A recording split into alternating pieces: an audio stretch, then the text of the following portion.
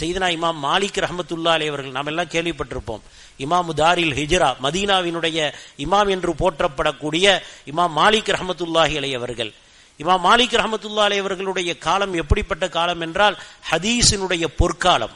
ஆப்பிரிக்காவிலிருந்தும் மதீனாவை நோக்கி ஹதீஸுகளை படிப்பதற்காக வேண்டி மக்கள் கூட்டம் கூட்டமாக வந்து கொண்டே இருப்பார்கள். அந்த இமாம் மாலிக் ரஹ்மத்துல்லாஹி அலைஹி அவர்கள் ஹதீஸினுடைய வகுப்பிலே அமர்ந்து விட்டால் உலகத்தையே மறந்து விடுவார்கள்.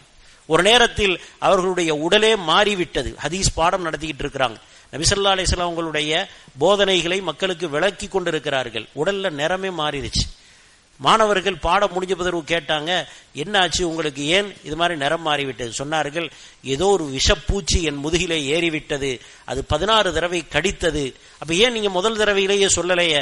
அப்ப அவங்க சொன்னாங்க, பெருமானார் ஸல்லல்லாஹு அலைஹி வஸல்லம் அவர்களுடைய வார்த்தைகளை நான் போதித்துக் கொண்டிருக்கிறேன், இந்த பூச்சிக்காக வேண்டி நான் அதை விட்டு விடுவதா? அதனாலதான் அப்படி இருந்துட்டேன்னு சொன்னாங்க. மதீனா விட்டு வெளியே போக மாட்டாங்க, அவங்க மதீனாவிலேயே தான் இருப்பாங்க.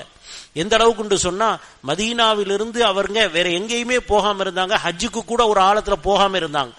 கவலை, பயம். ஏன் மதீனாவிலிருந்து நான் போயிட்டேன்னு சொன்னா, அங்க போய் எனக்கு மௌத்து வந்துருச்சுன்னு சொன்னா மதீனாவில் அடக்க முடியாம என்ன போயிருமே அப்படிங்கிற கவலை. இந்த கவலையில இருக்கும் பொழுது ஒரு தடவை நாயகம் ஸல்லல்லாஹு அலைஹி வஸல்லம் அவர்கள் கனவிலே பார்க்கிறார்கள்.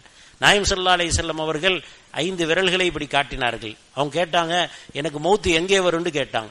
நபி ஸல்லல்லாஹு அலைஹி வஸல்லம் சொன்னாங்க, இப்படி காட்டிட்டு போயிட்டாங்க. இமாம் மாலிக் ரஹ்மத்துல்லாஹி அலைஹி அவங்களுக்கு ஒன்றும் புரியல. ரசூலுல்லாஹ் இப்படி காட்டிட்டு போனாங்களே, எதுக்கு இப்படி காட்டிட்டு போனாங்க? எல்லாத்துலேயும் விளக்கம் கேட்குறாங்க, யாரும் விளக்கம் சரியா சொல்லலை. அப்போ அந்த நேரத்தில் இப்னு சீரீன் ரஹ்மத்துல்லாஹி அலைஹி கனவுக்கு தலை சிறந்த விளக்கம் சொல்லக்கூடிய ஒரு இமாம் இருந்தாங்க. அவங்கள்ட்ட போய் சொன்னாங்க, ரசூலுல்லாஹ் இப்படி காட்டினாங்களே என்னன்னு சொல்லி. ரசூலுல்லாஹ் சொன்ன விஷயம் என்னன்னு சொன்னா, 5 விஷயங்கள் அல்லாஹ்வை தவிர வேற யாருக்கும் தெரியாது. இன்னல்லாஹ இந்தஹு இல்மு ஸாஆ, கியாமத் எப்போ வருங்கிறது அல்லாஹ்வுக்கு தான் தெரியும். ஒய்னஸிலுல் கைஸ், மலை இறக்கிறவன் அல்லாஹ் தான். ஒயஅலமு மா ஃபில் அர்ஹாம், கர்ப்பத்தில் இருப்பதை அல்லாஹ் தான் அறிகிறான்.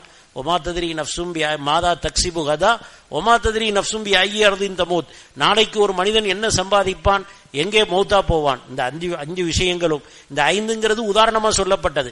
பொதுவாக மறைவான விஷயங்கள் எல்லாம் அல்லாஹுக்குத்தான் தெரியும் என்று பெருமானார் ஸல்லல்லாஹு அலைஹி வஸல்லம் அவர்கள் சொல்லி இருக்கிறார்கள். அதனால நீங்க ஹஜ்ஜுக்கு போக வேண்டிய வேலையை நீங்க செய்யுங்க என்று சொன்னாங்க. அதுக்கு பிறகு ஹஜ்ஜுக்கு போயிட்டு வந்தாங்க.